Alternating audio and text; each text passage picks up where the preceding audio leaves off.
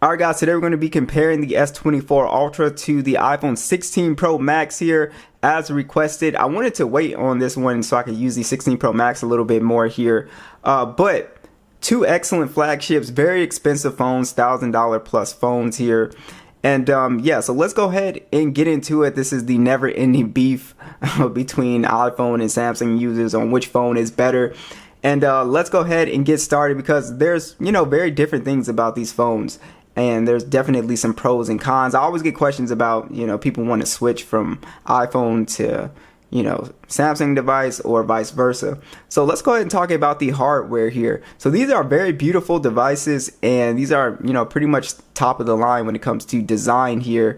And it looks like they're almost about the same height as well too, and almost about the same thickness as well. There's very different takes on how these phones feel. So they go for a more boxy design with the S24. It does kind of cut into the palm a little bit, which you can fix with a case. But the iPhone, it is smoother on the edges, so it is a little bit more comfortable.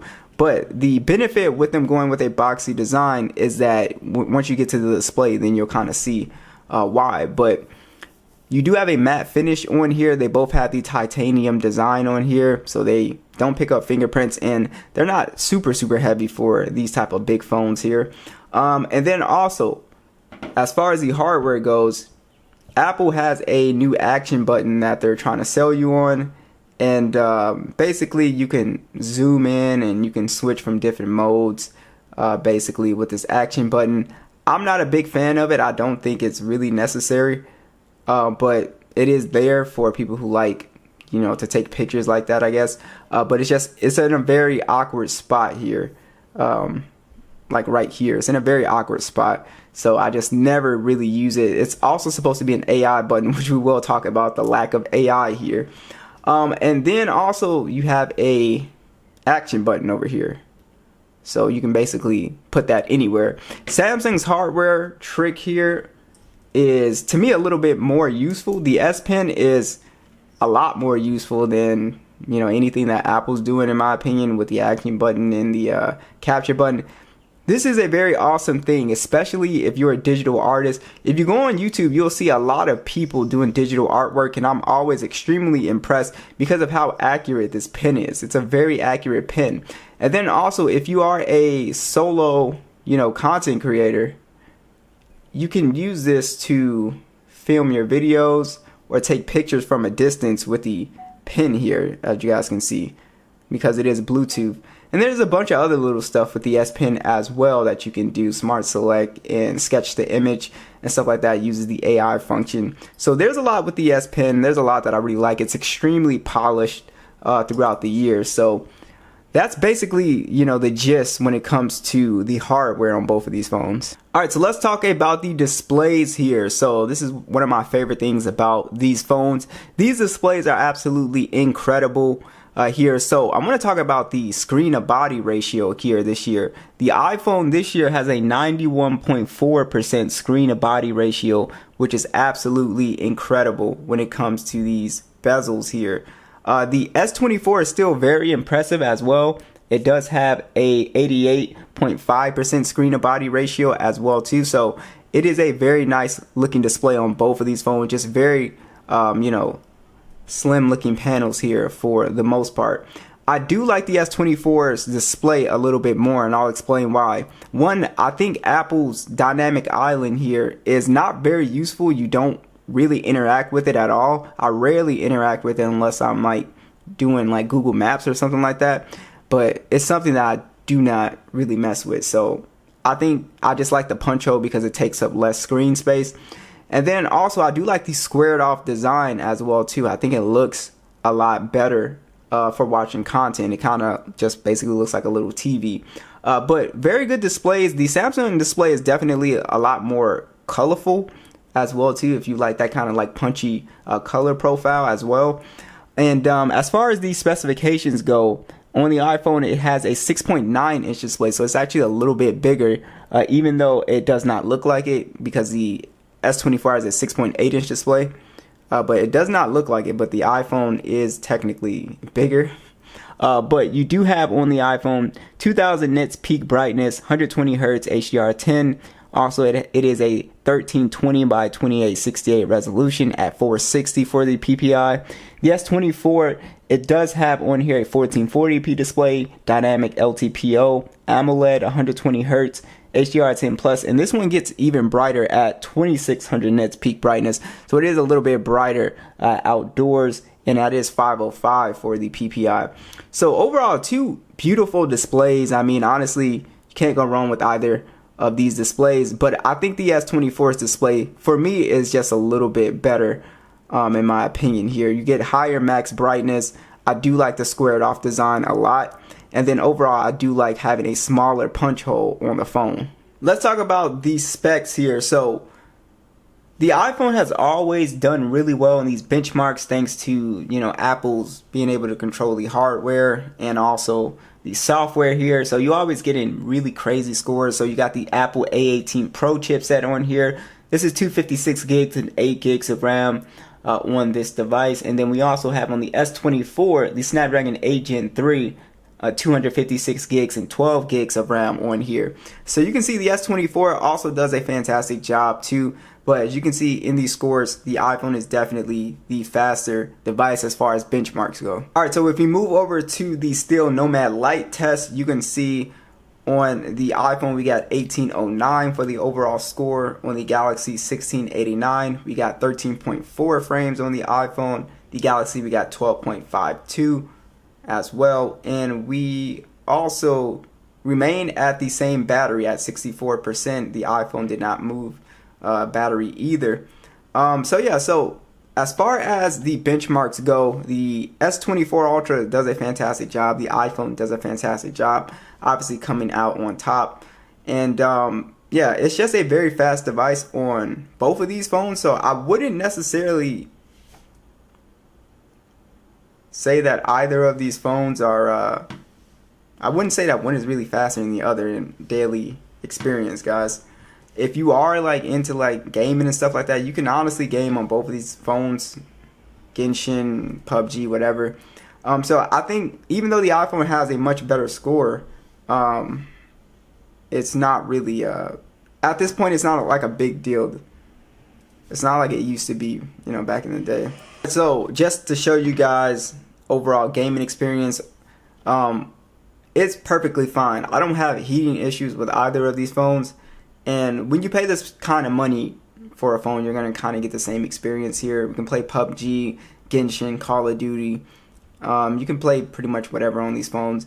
It really comes down to, you know, which device you like. So the benchmarks and all that, in the real world, it does not really translate into anything in my opinion, because the games that I've been playing, you know, run fine on both of these devices. They feel the same. So like I said, I wouldn't get too hyped up about like benchmarks and stuff like that, because it's really not a big deal at this point. The phones are so powerful these days. But yeah, so roughly getting now, Apple does has like these quote unquote console games or ported games that they've ported to the iPhone. I think the graphics might be a little bit stripped back, but they do have that on there, like the Resident Evil and the Assassin's Creed and stuff like that. But that's the only difference that I've seen, is the iPhone can kind of play like these scaled down console games, but overall both phones are pretty much the same in the gaming department. So here is one of the biggest issues with the iPhone 16 Pro Max is Apple did all the advertising about Apple Intelligence, and there is no AI anywhere on this phone.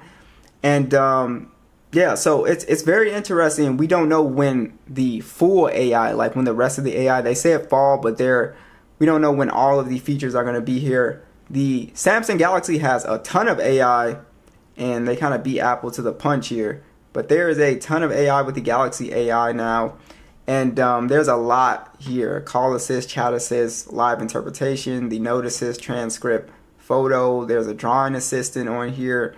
You can do the photo ambient wallpapers. You can do like basically AI wallpapers, and then the health assist. There's a ton of AI stuff on the S24 here, and basically, you know, you just have to hope that Apple actually brings the AI stuff in a timely fashion. We don't know when all of it's going to come actually. So That is one thing that I did not like about the 16 Pro Max this year. It's a very unfinished device. Let's talk about the speakers. Let's see which speaker is better. We'll start with the iPhone max volume.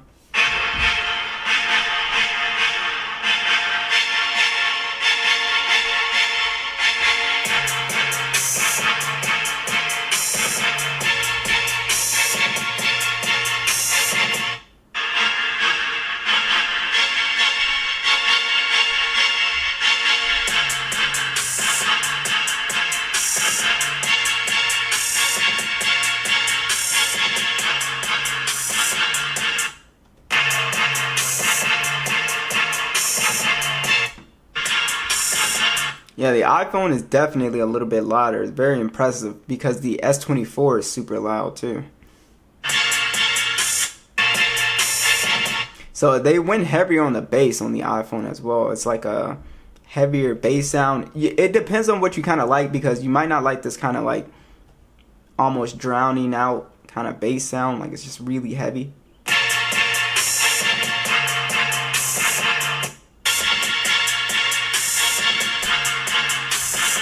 Yeah, the S24 kind of focuses on the like mids, highs.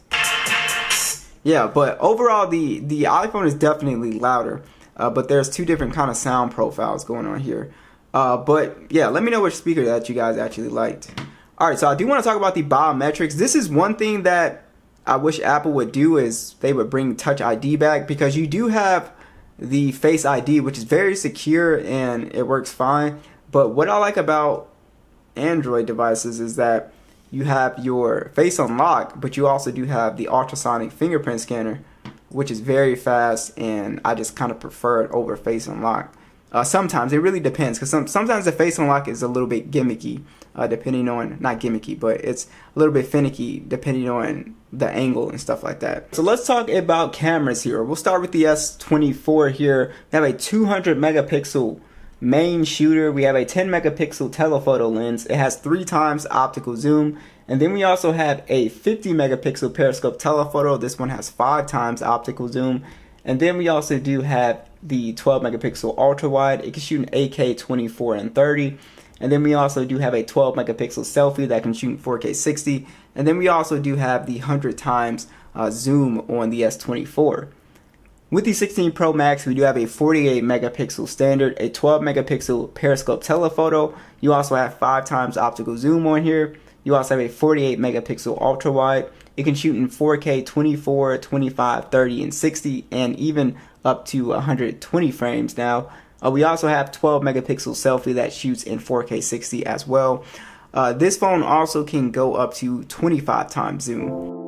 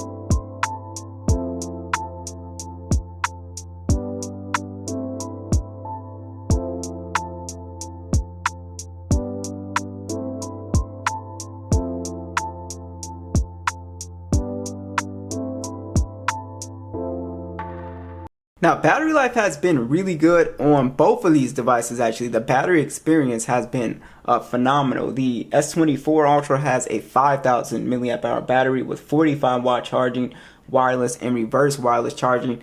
Easily get through the day with this phone. I've never had this phone really die on me in a day. The 16 Pro Max also has very good battery life, pretty much similar to the 15 Pro Max in my opinion. So this also has a pretty big battery, 4,685. You also do have the MagSafe capability, and the wireless charging is on board here. And yeah, I do like having the reverse wireless charging on the S24, and like if you're going to charge earbuds and stuff like that.